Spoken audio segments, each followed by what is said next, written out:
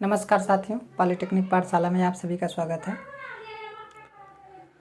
देखिए, पिछले लेक्चर में हमने आपको बताया कि जनरेटर G1 और G2 है, ठीक है। तो जब वो सिंक्रोनिज में होंगे तो दोनों का ईएमएफ बराबर होगा, ठीक है। दोनों का ईएमएफ क्या होगा? बराबर होगा। और उस कंडीशन में जो है अपोजिट फेज में होंगे तो रिजल्टेंट करंट जीरो होगी, क्योंकि रिजल्टेंट जीरो आता है, रिजल्टेंट वोल्टेज जीरो आता है उनके लोकल सर्किट में, ठीक है। तो जिसकी वजह से कोई भी सर्कुलेटिंग करंट नहीं फ्लो करती है। तो उस समय जो है हमारा दोनों अल्टरनेटर सेम लोड शेयर करते हैं, मतलब जितना लोड वो शेयर करेगा उतना ही लोड ये भी शेयर करेगा, बराबर लोड क्या करते हैं? शेयर करते हैं। अब जैसे मान लीजिए फिगर नंबर बी, अभी फिगर नंबर बी हम बनाए नहीं हैं, लेकिन पहले लिख लेते हैं, फिर उसके बाद मैं आपको समझाता हूँ। तो फिगर बी के अनुसार मैं फिगर बनाऊंगा फिर उसके बाद, ठीक है। फिगर बी के अनुसार दूसरे अल्टरनेटर यदि दूसरे अल्टरनेटर या जनरेटर दूसरे जनरेटर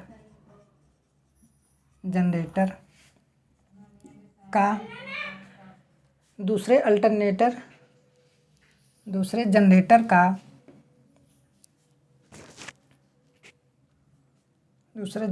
का दूसरे जनरेटर के गवर्नर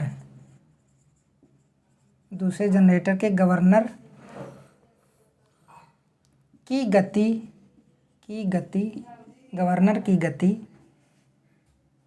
में परिवर्तन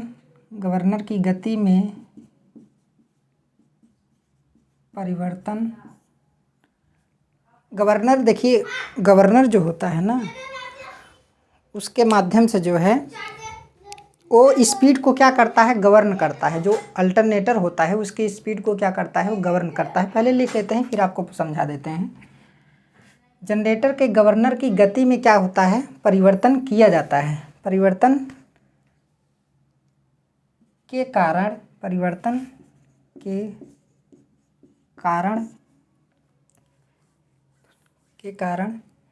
E2 का वेक्टर अल्फा एंगल से पीछे हो जाता है। अल्फा एंगल से पीछे हो जाता है। समझ में आया? अल्फा एंगल से क्या हो जाता है? पीछे हो जाता है। मतलब जब गवर्नर, देखिए जनरेटर की स्पीड की बात नहीं की जा रही, जो गवर्नर है, ठीक है, जो क्या है? गवर्नर है, ठीक है। उसकी स्पीड को क्या किया जा रहा है? चेंज किया जा रहा है। उसकी स्पीड को अगर हम चेंज कर रहे हैं तो उस कंडीशन में जो E2 है ना, E2 का जो वेक्टर है वो अल्फा डिग्री क्या हो जाता है? आगे भी हो सकता है, पीछे भी हो सकता है, क्योंकि हमने फिगर नंबर बी लिखवाया है तो बी में जो है पीछे मैं दिखाया हूँ, ठीक है। तो उस चीज़ को मैं आगे बताऊँगा फिगर बना करके। तो E2 का वेक्टर अल्फा डिग्री से क्या हो जाता है? पीछे हो जाता है। अल्फा डिग्री से पीछे हो जाता है। इस कंडीशन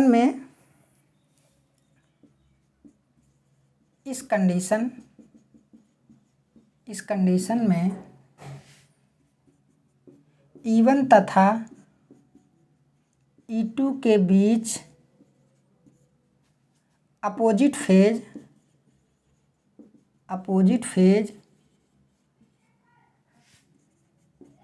नहीं रह पाता है।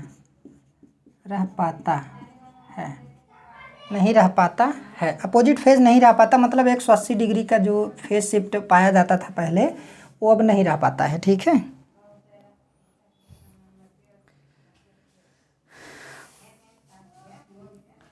नहीं रह पाता, लेकिन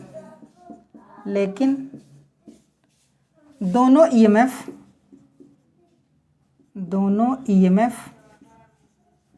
का मैग्नीट्यूड सेम होता है। दोनों ईएमएफ का मैग्नीट्यूड E1 बराबर क्या होता है? E2 होता है, ठीक है, सेम होता है। लेकिन जब गवर्नर की गति में परिवर्तन किया गया तो हमारा E2 जो है, दूसरा जनरेटर है ना, दूसरे जनरेटर, यहाँ पे दूसरा जनरेटर लिखा है, तो E2 अल्फा डिग्री क्या हो गया? पीछे हो गया। हम फिगर नंबर बी के अनुसार बात कर रहे हैं, आगे भी हो सकता है। तो भाई परिवर्तन किया जा रहा है तो कम भी किया जा सकता है, ज़्यादा भी किया जा सकता है, ठीक है। तो कम किया गया तो मान लीजिए अल्फा डिग्री क्या हो जाएगा, पीछे हो जाएगा। तो लेकिन मैग्नीट्यूड में क्या होता है, समान होता है। मैग्नीट्यूड में क्या होता है, समान होता है। तो अब इस कंडीशन में E1 और E2 के बीच रिजल्टेंट हमें क्या होता है, मिलता है। इस कंडीशन में E1 तथा E2 के बीच रिजल्टेंट हमें मिलता है। इसको मैं मिटा दे रहा हूँ, अभी घबराने की ज़रूरत नहीं है, सारी चीज़ें समझ में आएंगी।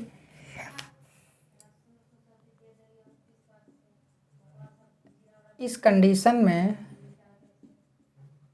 E1 तथा E2 के बीच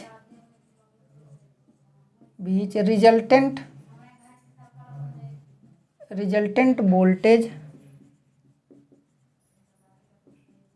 ER का मान 0 नहीं होता है, 0 नहीं होता है। मतलब ER is not equal to 0। समझ में आया। इसको मैं मिटा दे रहा हूँ, पहले इसको लिख लीजिए, फिर उसके बाद मैं उसका डायग्राम बना करके आपको क्या करता हूँ, समझा देता हूँ, ठीक है।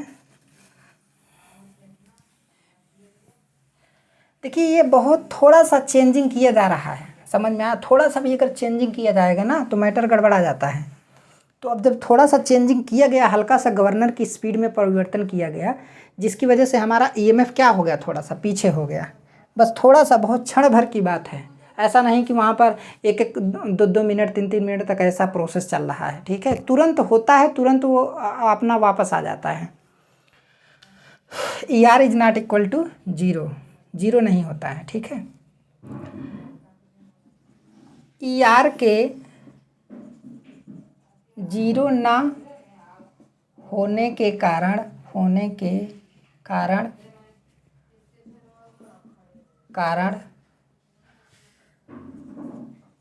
एक सर्कुलेटिंग करंट फ्लो करती है, सर्कुलेटिंग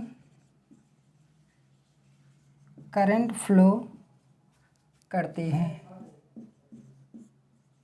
क्योंकि अब रिजल्टेंट मिल रहा है ना, रिजल्टेंट मिल रहा है तो करंट अब क्या करेगी, फ्लो करेगी, जिसे सिंक्रोनाइजिंग करंट कहते हैं, जिसे सिंक्रोनाइजिंग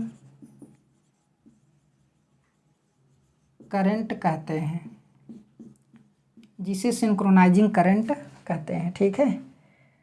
ये सिंक्रोनाइजिंग करंट ISY है, ठीक है। इसे ISY से रिप्रेजेंटेड करते हैं, it is represented by ISY।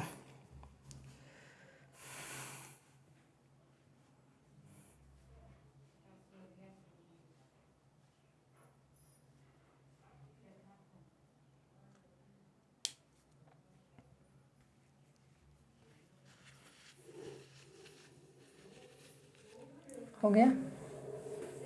तो ये सर्कुलेटिंग करंट क्या करती है, फ्लो करती है। जो लोड सर्किट में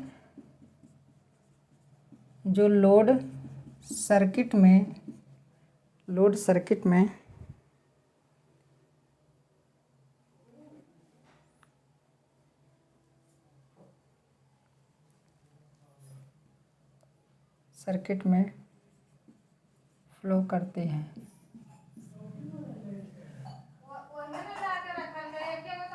ठीक है। लोड सर्किट में लिखिए चाहे ना लिखिए, उससे कोई दिक्कत नहीं है। जो लोकल सर्किट है, ठीक है, लोकल सर्किट में, मैं थोड़ा गलत बता दिया था। लोकल सर्किट में, जो लोकल सर्किट में क्या करती है, फ्लो करती है, एक करंट फ्लो करती है, एक करंट फ्लो करती है लोकल सर्किट में। यहाँ पर लिख लीजिए लोकल सर्किट में, ठीक है। हो गया।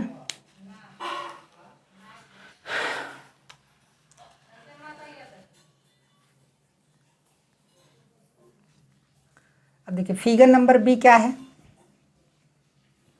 Figure number B. तो जैसे मान लीजिए इसको मैं मिटा दे रहा हूँ, फिर फिगर नंबर बी को आपको समझा रहा हूँ। पहले क्या था, पहले देखिए जब सिंक्रोनिज्म में था, ये हमारा E1 है और ये हमारा क्या है, E2 है। तो यहाँ पर क्या था, ER बराबर 0 था, ISY बराबर भी क्या था, 0 था, और सिंक्रोनाइजिंग टार्क TS बराबर भी क्या था, 0 था। समझ में आया। ये तो सिंक्रोनिज्म की कंडीशन में था, सिंक्रोनिज्म की कंडीशन, ठीक है, ये फिगर। लेकिन अब क्या हुआ, अब जैसे ही गवर्नर का ड्राइविंग मतलब टार्क क्या किया गया, चेंज किया गया, ठीक है, गवर्नर की स्पीड थोड़ा सा क्या की गई, चेंज की गई। तो अब यहाँ पे क्या होगा, देखिए ये सिंक्रोनस स्पीड से क्या होता है, सिंक्रोनस स्पीड से हमारा अल्टरनेटर किस स्पीड से चलता है, सिंक्रोनस स्पीड से चलता है, समझ में आया। तो वो हमेशा कांस्टेंट स्पीड से चलता रहेगा। ड्राइविंग टार्क को यहाँ पे क्या किया जा रहा है, गवर्नर के माध्यम से चेंज किया जा रहा है, ठीक है। अब ये हो गया, मान लीजिए ये हमारा क्या हो गया, ये हमारा E1 है। E2 को हम क्या कर रहे हैं, E2 हमारा किस फेज में होना चाहिए, इस फेज में होना चाहिए, अपोजिट फेज में। लेकिन अब E2 अल्फा डिग्री क्या हो गया, पीछे हो गया, E2 अल्फा डिग्री पीछे हो गया। ये हमारा क्या हो गया, E2 हो गया। थोड़ा इसको हम और इधर कर देते हैं,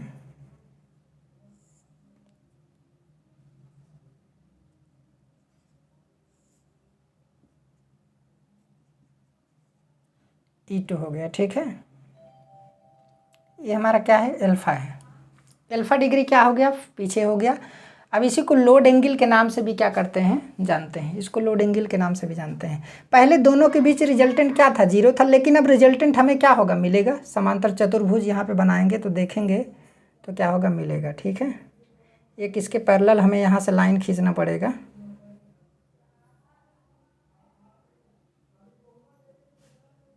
ठीक है।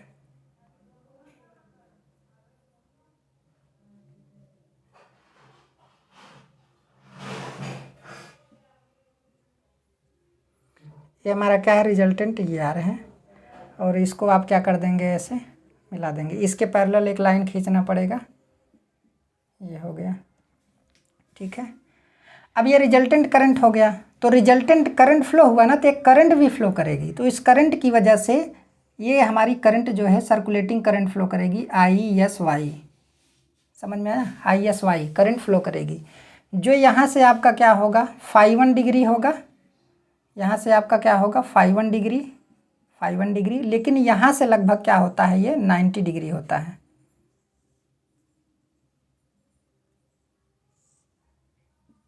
हमारा ISY है भाई। रिजल्टेंट मिलेगा तब करंट भी क्या करेगी, फ्लो करेगी। तब वो करंट जो है वोल्टेज से लैग करेगी, वोल्टेज से क्या करेगी, लैग करेगी, क्योंकि इंडक्टिव सर्किट है ना। अब देखिए, अगर इंडक्टिव सर्किट की मैं बात करूं तो उसमें क्या होता है, आपका अल्टरनेटर में एक्सेस होता है, एक्सेस बराबर आपका एक्सएल होता है प्लस एक्सए होता है। तो ये सिंक्रोनस रिएक्टेंस है। फिर आर्मेचर रेजिस्टेंस भी होता है। तो बड़े जनरेटर के लिए आर्मेचर रेजिस्टेंस का मान लगभग क्या होता है, 0 होता है।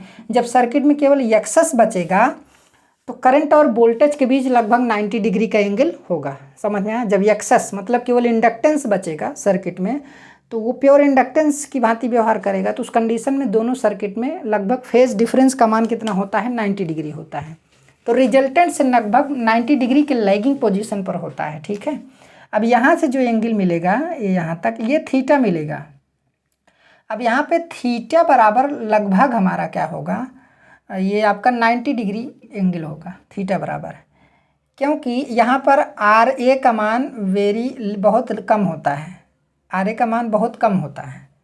क्योंकि RA का मान, क्योंकि अभी इसका कैलकुलेशन भी करेंगे आगे, सिंक्रोनाइजिंग करंट का हम कैलकुलेशन भी करेंगे तो आगे आपको बताएंगे। क्योंकि RA का मान बड़े जनरेटर के लिए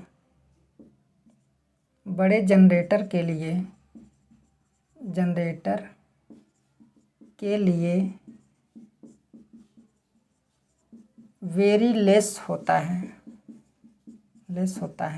तो इसलिए RA का मान लगभग हम 0 मान सकते हैं। तो बचेगा केवल यहाँ पे एक्सेस बचेगा। तो एक्सेस की वजह से जो है लगभग 90 डिग्री के आसपास ISY करंट क्या करेगा, लैग करेगा, समझ में आया।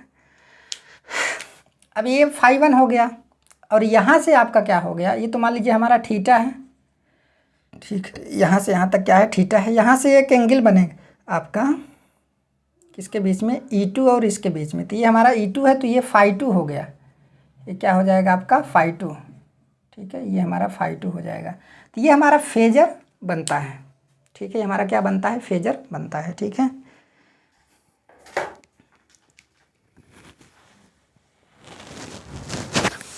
देखिए अब यहीं से जो है ना सिंक्रोनाइजिंग करंट भी हम क्या करेंगे, ज्ञात करेंगे। अगर आप रिजल्टेंट वोल्टेज ज्ञात करना चाहते हैं तो यहाँ से रिजल्टेंट वोल्टेज आप क्या कर सकते हैं, ज्ञात कर सकते हैं, ठीक है।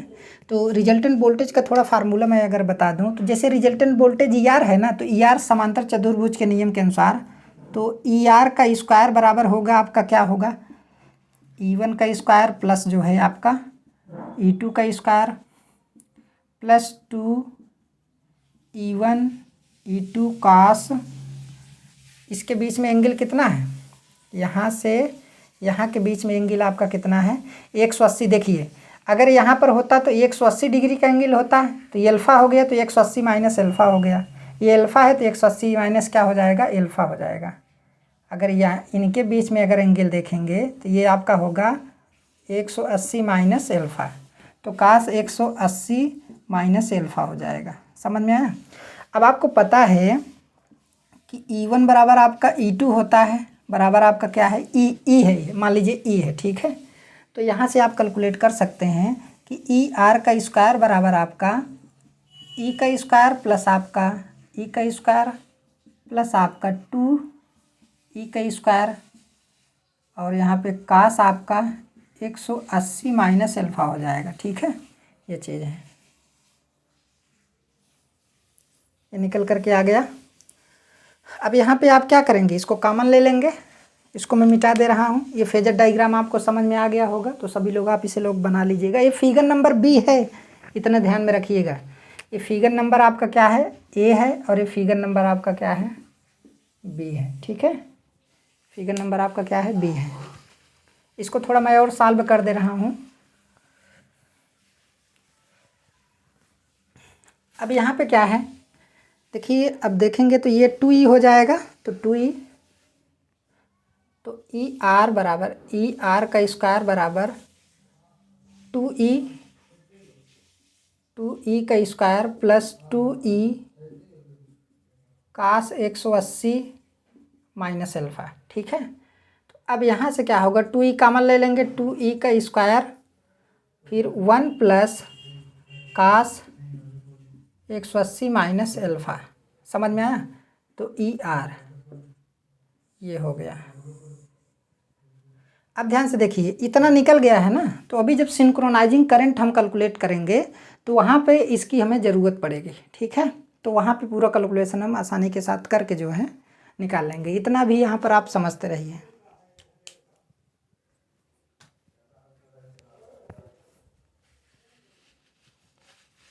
हो गया।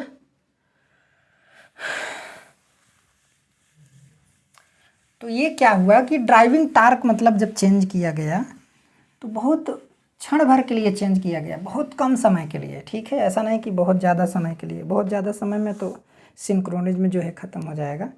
लेकिन अगर क्षण भर के लिए डिस्टर्बेंस हो रहा है उसके ड्राइविंग टार्क में, तो एक सिंक्रोनाइजिंग करंट क्या करेगी, फ्लो करेगी, जो रिजल्टेंट वोल्टेज से लगभग 90 डिग्री लैगिंग पोजीशन पर होती है। और कैसे होती है इस चीज़ के बारे में आगे आपको हम क्या करेंगे, बताएंगे, ठीक है। अब यदि मशीन अल्फा कोण आगे हो, अब यदि देखिए अभी तो पीछे गया, अब फिगर नंबर सी के अनुसार, फिगर नंबर सी के अनुसार, फिगर नंबर सी के अनुसार, ठीक है। यदि G2 जनरेटर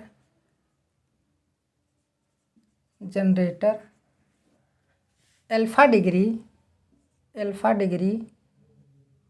आगे हो तो अल्फा डिग्री आगे हो तो प्रथम मशीन मोटर की तरह तथा प्रथम मशीन मोटर की तरह, प्रथम मशीन मतलब देखिए प्रथम मतलब जनरेटर G1 मशीन मोटर की तरह तथा दूसरी मशीन मतलब G2 जनरेटर की तरह कार्य करती है। जनरेटर की तरह कार्य करती है।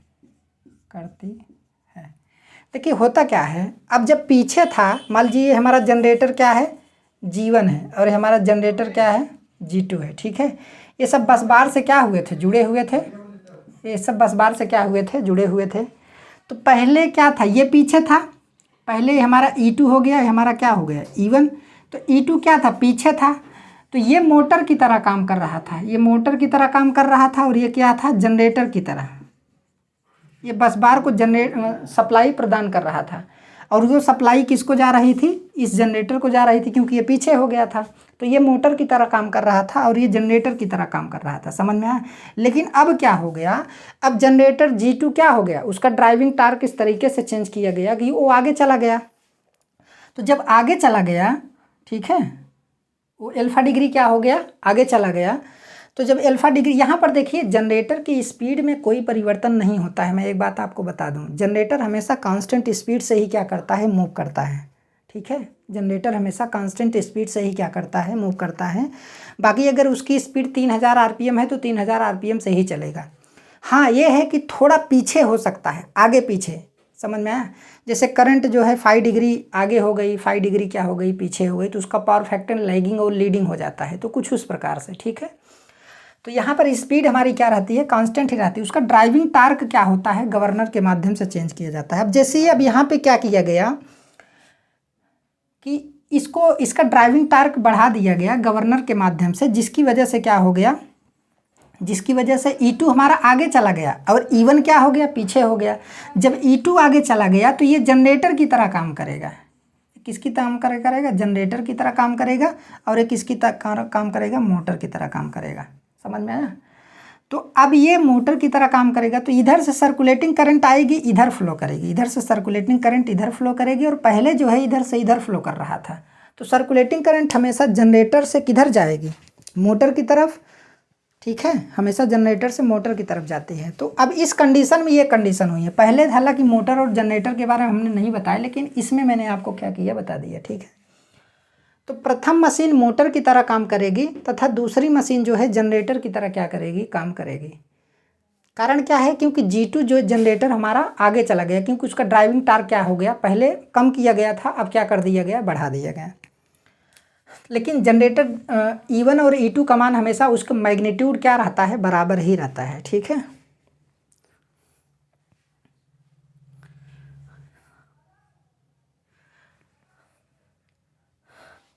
इस कंडीशन में भी E1 तथा E2 के बीच रिजल्टेंट ER प्राप्त होता है, रिजल्टेंट ER प्राप्त होता है, जिससे ISY synchronising current ISY flow करती है। समझ में आया। जिससे सिंक्रोनाइजिंग करंट जो है ISY क्या करती है, फ्लो करती है। यह ISY करंट जीवन के लिए मोटरिंग करंट होगी। जीवन के लिए कौन सी करंट होगी, मोटरिंग करंट होगी। मोटरिंग करंट होगी, जीवन के लिए मोटरिंग करंट होगी तथा J2 के लिए जनरेटिंग करंट होगी। J2 के लिए जनरेटिंग